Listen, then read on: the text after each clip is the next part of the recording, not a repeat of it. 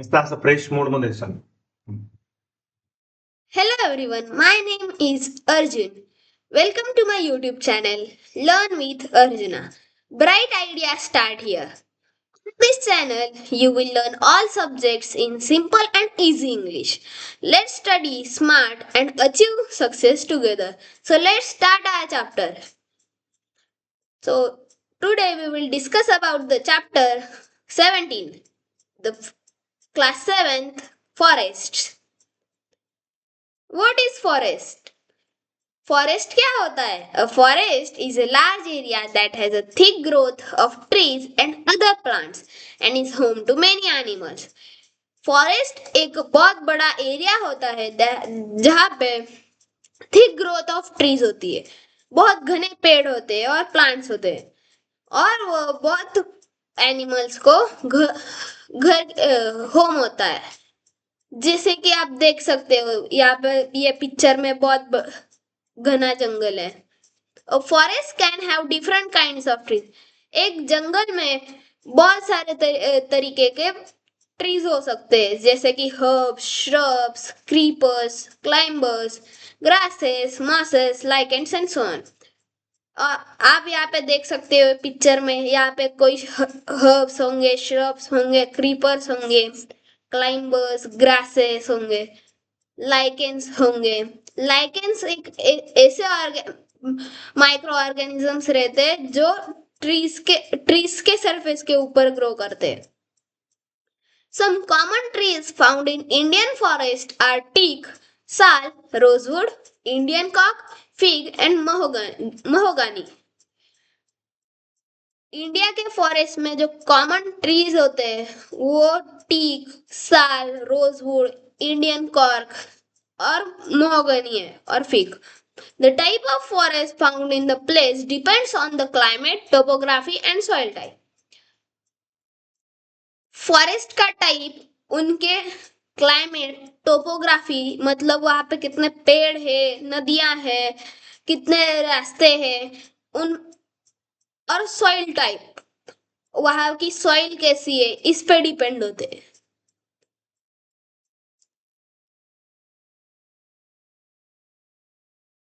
सो हमारा अगला टॉपिक है types of forest.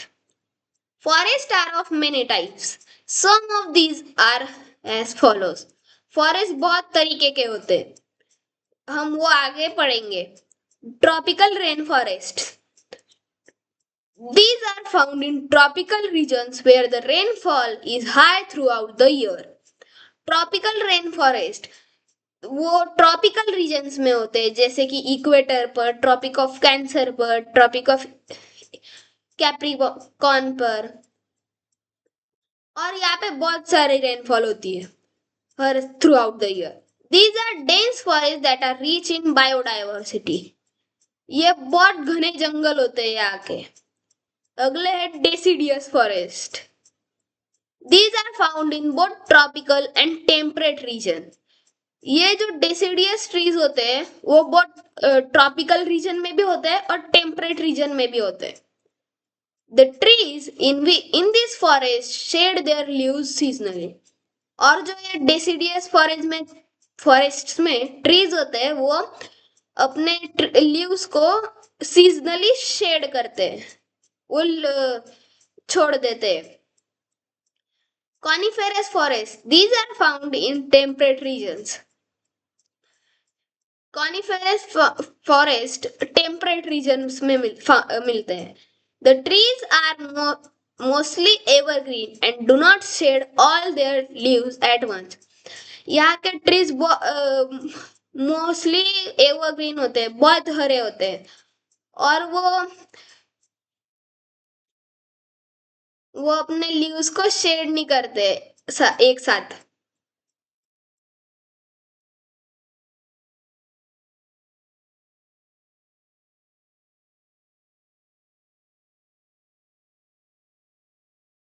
Structure of forest हमारा अगला टॉपिक है। तो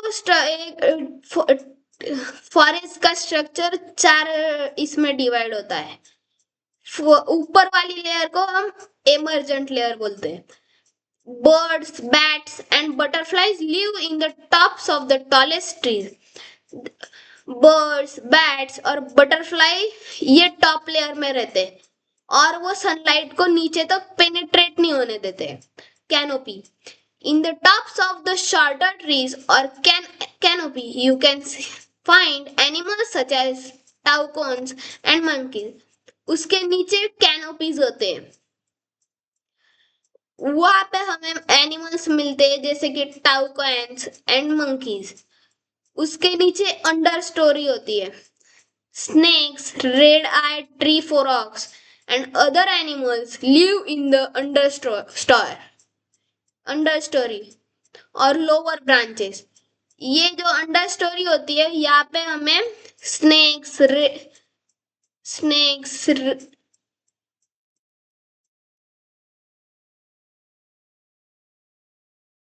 ये जो अंडर स्टोरी है यहाँ पे हमें snakes, red eye trees, frogs and other animals मिलते हैं. और फिर ये forest floor. Animals such as jaguars can be found on the dark forest floor. यह फॉरेस्ट फ्लोर पे हमें जैगुआर जैसे एनिमल्स मिलते हैं.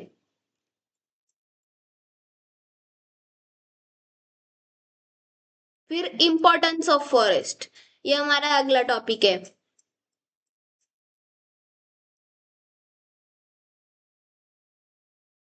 Forest are very important for the environment. Forest हमारे लिए बहुत इंपॉर्टेंट होते हैं. They provide food and shelter for many plants, animals and micro organisms. Forest हमें शेल्टर प्रोवाइड करते हैं. Forest plants, animals and micro organisms को शेल्टर प्रोवाइड करते हैं. Forest are home to endangered species like elephant and vultures. जो forest are home to endangered species like tigers, elephants and vultures. जो endangered species होती है जो कि विलुप्त होने वाली होती है उनके लिए जैसे कि टाइगर्स, एलिफेंट एंड वल्चर्स के लिए फॉरेस्ट होम होता है, घर जैसा होता है. They also support indigenous community by giving them food, shelter and livelihood. Forest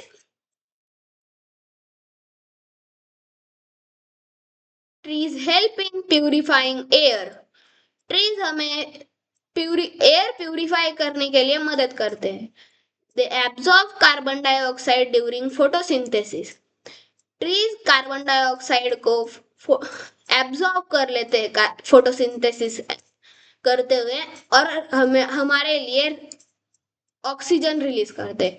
this helps to maintain the balance of oxygen in the atmosphere. Trees की वजह से ऑक्सीजन का बैलेंस मेंटेन रहता है एटमॉस्फेयर में. Forest also help to control the climate. Forest की वजह से ही फॉरेस्ट की मदद से ही हम क्लाइमेट को भी कंट्रोल कर सकते हैं. Through transpiration plants release water vapour which helps in cloud formation and rainfall.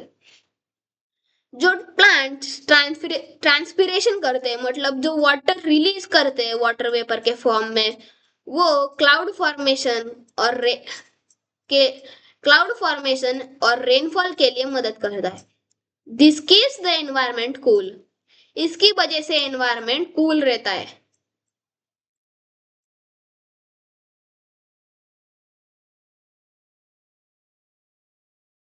The roots of trees hold the soil firmly and prevent soil erosion and floods.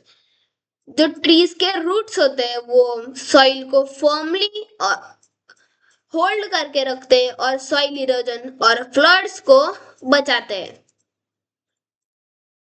Forest canopies protect the soil from heavy rainfall and stop it from being washed away.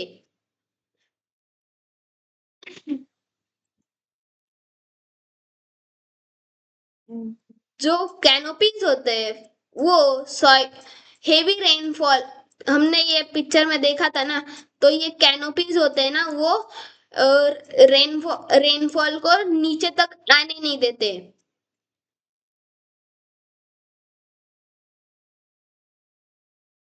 Forest help to maintain the water table.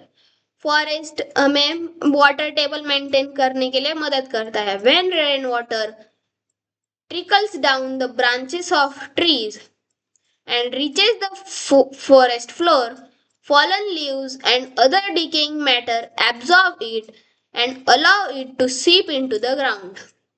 जब rain water वो branches के branch trees के branches से की मदद से ground तक, forest floor तक पहुंचते हैं, जो फॉलन लीव्स होते हैं और अदर दूसरे वाले डिकेइंग मैटर, वो पानी को एब्जॉर्ब कर लेते हैं और उसे ग्राउंड के अंदर सीप होने में मदद करते हैं।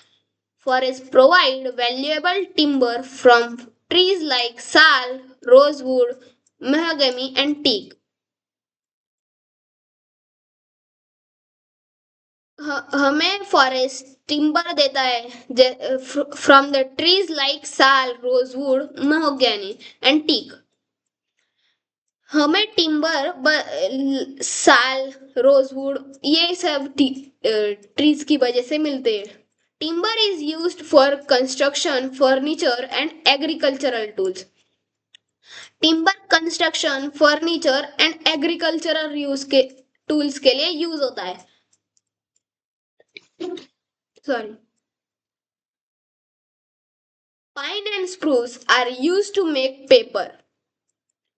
पाइन और स्प्रूस जो होते हैं वो पेपर बनाने के लिए काम आते हैं। Forest also give us fruits, nuts, honey oil and spices. Forest हमें फ्रूट्स, नट्स और हनी ऑयल एंड स्पाइसेस भी देते हैं। Latex from the rubber trees is use to make rubber. जो हमें रबर ट्रीज से लैटेक्स मिलता है, उससे हम रबर बना सकते हैं। Trees also produce gums, resins, and essential oils that are used in varnishes and paints. Trees gums भी प्रोड्यूस करते हैं, रेजिन्स एंड इसेंशियल जो हमारे हमें लगने वाली ऑयल होती है वो भी प्रोड्यूस करते हैं। Many plants like neem, eucalyptus, gooseberry, foxglove, and cinnamon have medical properties. Neem, gooseberry, foxglove, सिनकोआ, इनके पास मेडिकल प्रॉपर्टीज होती है। Essential oils from plants like sandalwood, khus and vanilla are used in perfumes, soaps and incense. जो oils मिलते हैं हमें plant से, जैसे कि सैंडलवुड, खुश और वैनिला से, वो हम परफ्यूम, सोप्स और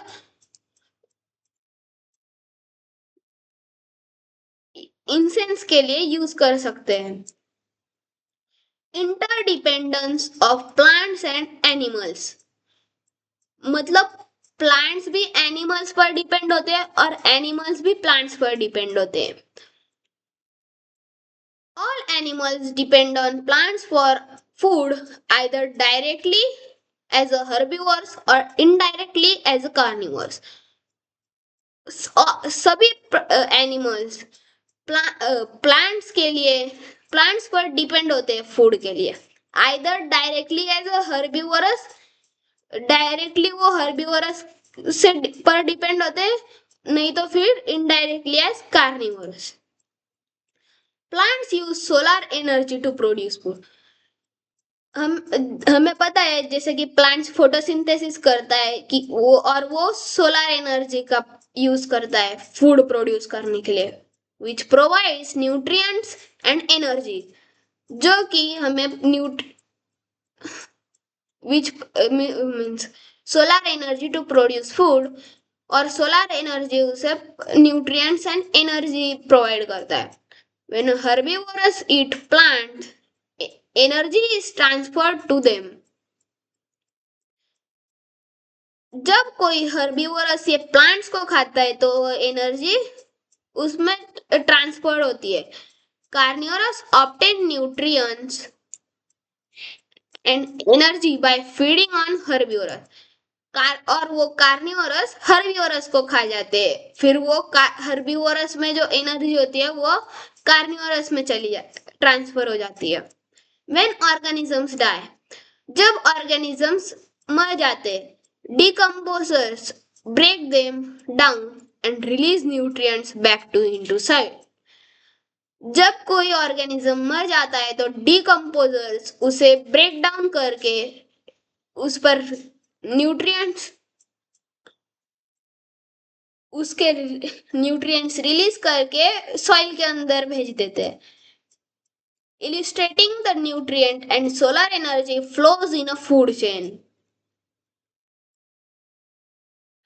और वो फिर फूड चेन की तरह चलता रहता है। The different organisms in a food chain are called tropic levels. The different मतलब जो फूड चेन के अंदर के जो डिफरेंट ऑर्गेनिजम्स होते हैं उनको ट्रॉपिक लेवल्स कहा जाता है।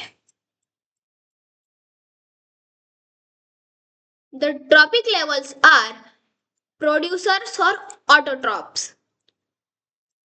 जो ट्रॉपिक लेवल्स होते हैं वो है फर्स्ट जो है प्रोड्यूसर्स और autotrophs. Green plants are called producers और autotrophs as they can make their own food. Green plants are called producers. जो हरे प्लांट होते हैं उनको प्रोड्यूसर्स कहा जाता है और ऑटोट्रॉप्स कहा जाता है क्योंकि वो अपना खुद का फूड बनाते हैं। फिर अगला है consumer. All animals depend on plants for food and are called consumers. जो सब एनिमल्स प्लांट्स के ऊपर फूड के लिए डिपेंड होते हैं उनको कंज्यूमर कहा जाता है। Herbivorous are primary consumers because they depend directly on the plants for food. Herbivorous primary consumers होते हैं because they are directly dependent upon the food. Herbivorous plants के ऊपर फूड के लिए डिपेंड होते हैं। Carnivorous are secondary consumers. Carnivorous secondary consumers होते हैं क्योंकि they eat animals that eat plants. Carnivorous उन एनिमल्स को खाते हैं जो प्लांट्स खाते हैं। Omnivorous can either be primary और secondary consumer. Omnivorous primary consumer भी हो सकते हैं और सेकेंडरी कंज्यूमर भी हो सकते हैं। टर्शरी कंज्यूमर्स ईट सेकेंडरी कंज्यूमर्स। जो टर्शरी कंज्यूमर्स होते हैं वो सेकेंडरी कंज्यूमर्स को खाते हैं। When plants and animals die, जब कोई प्लांट और एनिमल मर जाता है, decomposer such as fungi and bacteria break them down into simpler soluble substances which then become part of soil. अगर कोई एनिमल मर जाए तो डिकम्पोजर सच एज फंगी और बैक्टीरिया उन्हें छोटे छोटे टुकड़ों में ब्रेक डाउन करते हैं और उनका सिंपल फॉर्म बनाते हैं। Soluble substances which then become part of the soil। और फिर जो उनके जो टुकड़े करते हैं वो सॉइल का पार्ट बन जाते हैं। This process enhances the nutrient content of the soil। ये प्रोसेस सॉइल के न्यूट्रिएंट्स को इनहेंस करती है, बढ़ाती है। Making it available for Uptake by plants. और यही फिर से प्लांट्स लेते हैं। Consequently, this initiates a new cycle in the food chain। फिर ये हमें फूड चेन की साइकिल बताता है। All food chains begin with a producer and are generally have maximum 4 to 5 levels। जो all food chains होते हैं वो प्रोड्यूसर से बिगिन होते हैं and generally have maximum 4 to 5 levels और उनके मैक्सिमम 4 to 5 लेवल्स होते हैं. As very little energy remains to be transferred to the next step that is after that. Here are few examples of food chain. हम यहाँ पे थोड़े से food chain के एग्जाम्पल देखेंगे. ग्रास, ग्रास को ग्रास हॉपर खाता है, ग्रास हॉपर को फ्रॉग खाता है, और फिर फ्रॉग को फिर से टर्चरी कंज्यूमर खाते हैं. ग्रास एक प्रोड्यूसर है, ग्रास हॉपर प्राइमरी कंज्यूमर है, फ्रॉग सेकेंडरी कंज्यूमर, और फिर स्नेक टर्शरी कंज्यूमर हुआ. फाइटोप्लैंक्टन, फाइटोप्लैंक्टन को जूप्लांक्टन खाता है, फिर उसको स्मॉल फिश खाते हैं, और फिर स्मॉल फिश को लार्ज फिश खाता है. फाइटोप्लैंक्टन को ऐसे फ्लोटिंग प्लांट्स होते हैं, जूप्लैंक्टन फ्लोटिंग एनिमल्स होते हैं, और फिर आपको तो पता ही है स्मॉल फिश और लार्ज फिश. ग्रास को ग्रास को फिर से रैबिट खाता है, और रैबिट को फॉक्स खा लेता है. Plants can be consumed by multiple organisms. Plants को मल्टीपल ऑर्गेनिजम्स खा सकते हैं. And herbivorous by various carnivorous, और हर्बीवोरस को बहुत सारे कार्निवोरस खा सकते हैं. Thus, food chain are interconnected, forming a web-like structure known as food web. और ये food chain web like structure form करता है, उसे हम फूड वेब कहा जाता है. ये देखो, ग्रास को ग्रास हॉपर खाता है, ग्रास को ग्रास हॉपर खाता है, फिर ग्रास हॉपर फ्रॉग को खाता है, फ्रॉग को ईगल खा जाता है, ग्रास को माउस माउस भी खाता है, फिर माउस को ईगल खा जाता है, माउस को स्नेक भी खा जाता है, ट्रीज को डियर खाता है, डियर को स्नेक खा जाता है. ये देखो, ऐसा वेब लाइक स्ट्रक्चर है. अभी हम देखेंगे एनिमल्स प्लांट्स के ऊपर कैसे डिपेंड होते हैं. एनिमल्स गेट फूड डायरेक्टली और इनडायरेक्टली फ्रॉम प्लांट्स. एनिमल्स को फूड डायरेक्टली और इनडायरेक्टली प्लांट्स के थ्रू मिलता है. Animals need oxygen to breathe. Animals को ऑक्सीजन भी चाहिए होता है. Plants are the main natural resource of oxygen on the earth. Animals को तो ऑक्सीजन चाहिए होता है ब्रीथ करने के लिए, और फिर प्लांट्स तो मेन नेचुरल सोर्स है ऑक्सीजन के अर्थ पर. Animals take shelter on trees. Animals trees का शेल्टर लेते हैं. Many birds, monkeys, snakes, squirrels, earthworms and insects live in or on trees. बहुत सारे birds, monkeys, snakes, squirrels, worms and insect भी trees पर रहते हैं. तो हुए ना एनिमल्स प्लांट्स पर डिपेंड. अभी हम देखेंगे how plants depend on animals. अभी प्लांट्स कैसे एनिमल्स पर डिपेंड होते हैं. Plants depend on animals for carbon dioxide to carry out photosynthesis. Plants को एनिमल्स का कार्बन डाइऑक्साइड चाहिए होता है to carry out photosynthesis. Plants को फोटोसिंथेसिस के लिए कार्बन डाइऑक्साइड लगता है, और एनिमल्स कार्बन डाइऑक्साइड को रिलीज करते हैं. Bees, butterflies, wasps and other insects and birds are agent of pollination. Bees, butterflies, wasps and other insects and birds are agent of pollination. ये जो bees है, wasps है, butterflies है, वो birds है, वो pollination के agents है.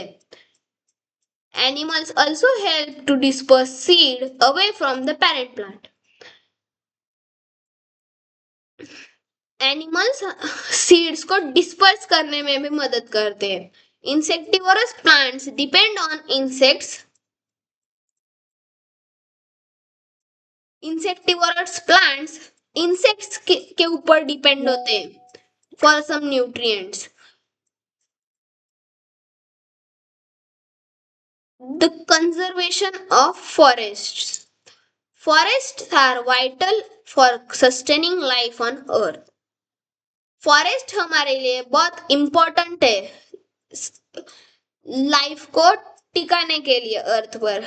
Supporting diverse plants,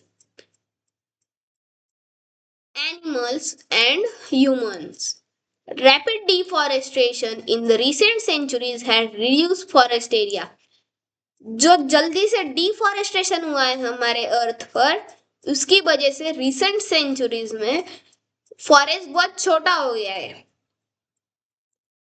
डिस्क्रप्टिंग wildlife and altering climate patterns, और वो हमारे वाइल्ड लाइफ और क्लाइमेट पैटर्न्स पर भी अफेक्ट कर रहा है। As population and demand for land and resources rise, forests are replaced by farms, buildings and industry. जो हमारी पॉपुलेशन बढ़ रही है और लैंड एंड रिसोर्सेज का राइज हो रहा है, और फिर फॉरेस्ट और फिर जंगल फार्म से, बिल्डिंग से और इंडस्ट्री से रिप्लेस हो गए हैं। Timber demand further accelerates this environmental destruction.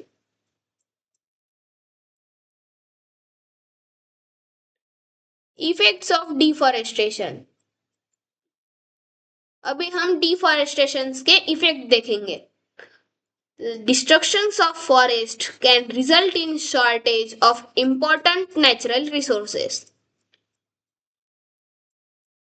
अगर हम डिफॉरेस्टेशन करेंगे तो जो हमारे नेचुरल रिसोर्सेस है उसमें हमें कमतरता होगी। Forests are natural habitat of large portion of plants and animals on earth. Forest बहुत सारे एनिमल्स का नेचुरल हैबिटेट है अर्थ पर। Reduction in forest would result in disappearance of wild life and, और फॉरेस्ट जब छोटे छोटे हो जाएंगे तब हमें जो जो मतलब वाइल्ड लाइफ धीरे धीरे नष्ट हो जाएगी। और we know trees control the climatic conditions of the place. हमें पता है ट्रीज क्लाइमेटिक कंडीशंस को कंट्रोल करते हैं। इफ फॉरेस्ट डिसअपियर, अगर फॉरेस्ट गायब हो जाता है, it would cause global warming, उसकी वजह से ग्लोबल वार्मिंग होगी। डिफिशियंसी इन रेन, बारिश कम होगी। फ्लडिंग एंड सो ऑन, बहुत सारी फ्लडिंग होगी। And there would be large scale change in climatic pattern, और वहां पे बहुत बड़ा क्लाइमेटिक पैटर्न में चेंज दिखेगा। Deforestation also causes soil erosion, deforestation की वजह से सॉइल इरोजन भी होता है। लैंडस्लाइड्स एंड फ्लडिंग्स, लैंडस्लाइड्स और फ्लडिंग तक होती है। We should therefore take measure to protect forests. So हमें फॉरेस्ट को बचाने में मदद करनी चाहिए, हमें बहुत सारे पेड़ लगाने चाहिए। अभी हमने क्या क्या करना चाहिए तब हम फॉरेस्ट को बचा पाएंगे। Measures to conserve forest, some measures to conserve forest are given below. अभी हम कुछ मेजर्स देखेंगे फॉरेस्ट को बचाने के लिए। The government must encourage afforestation, government ने अफॉरेस्टेशन करना चाहिए, उसे एनकरेज करना चाहिए।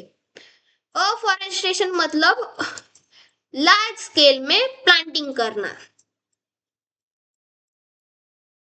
Strict laws must be enforce to control deforestation. Strict laws होने चाहिए डिफॉरेस्टेशन को कंट्रोल में करने के लिए। People who hunt animals in the forest should be punished severely. जो पीपल फॉरेस्ट में हंट करते हैं एनिमल्स को, उन्हें पनिश करना चाहिए। Planned harvesting should be practised. Harvesting planned होनी चाहिए। In this method only some of the trees in forest area are cleared for agriculture।